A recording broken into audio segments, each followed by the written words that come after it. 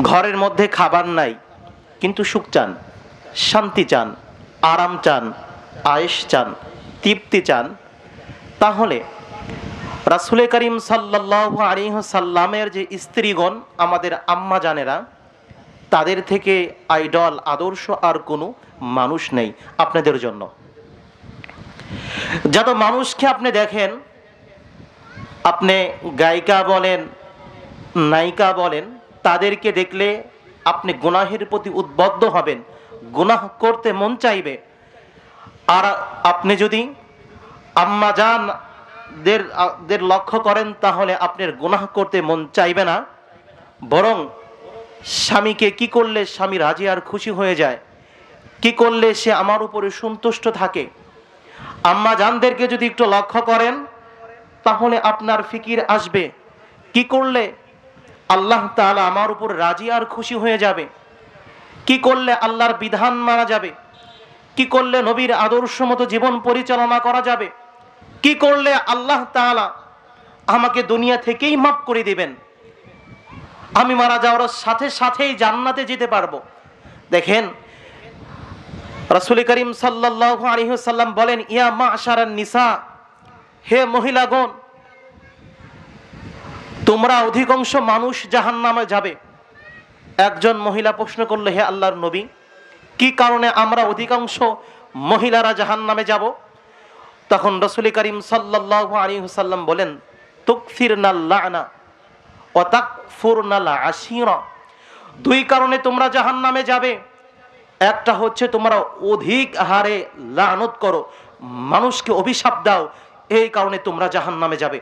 খুব খেয়াল করবেন, লম্বা চওড়ার সময় যেহেতু পাবো না, একটু খেয়াল করবেন। এক নাম্বার লানা, লানত করার কারণে, অভিশাপ দেওয়ার কারণে। দুই নাম্বার তাকফুরনাল আশিরা, স্বামীর অকৃতজ্ঞতা জ্ঞাপন করার কারণে। সব কিছুই স্বামী দিয়েছে, তার টাকার স্বল্পতার কারণে, তার টাকা না থাকার কারণে, অথবা কোনো একটা কারণে যদি কোনো সময় মনে না থাকে, কোনো জিনিস আনতে ভুল করে বা না কিনে দেয়, তখন আমরা বলি, তুমি তো আমাকে কিছুই দাও না, তুমি তো আমাকে কিছুই দাও না, তোমার থেকে কি পেয়েছি? একটু ভুল হলেই আমরা, আপনারা বলেন, কত কিছুই না বলেন, কি পেয়েছি, তোমার সাথে থেকে কি কি পেলাম। দেখেন আপনারা বলেন, আমি হয়তোবা মিষ্টি করে অনেক কথা বলতে পারবো না, আপনাদের যে কথাগুলো লাগে সেই কথাগুলোই আমি বলবো। আপনারা অবশ্যই এটাই ভাবেন যে আমরা আপনাদের থেকে তেমন কিছু পাই না। কি জন্য? আল্লাহ তাআলা আপনাদের মাঝে এটা দিয়ে রেখেছেন।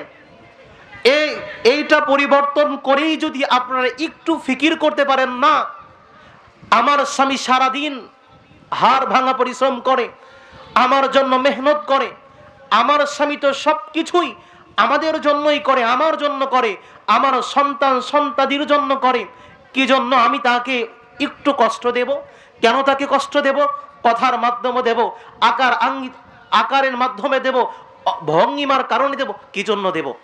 একটু যদি আমরা ভাবতে পারি, তাহলে দেখবেন আপনি আপনার স্বামীকে কষ্ট দিবেন না।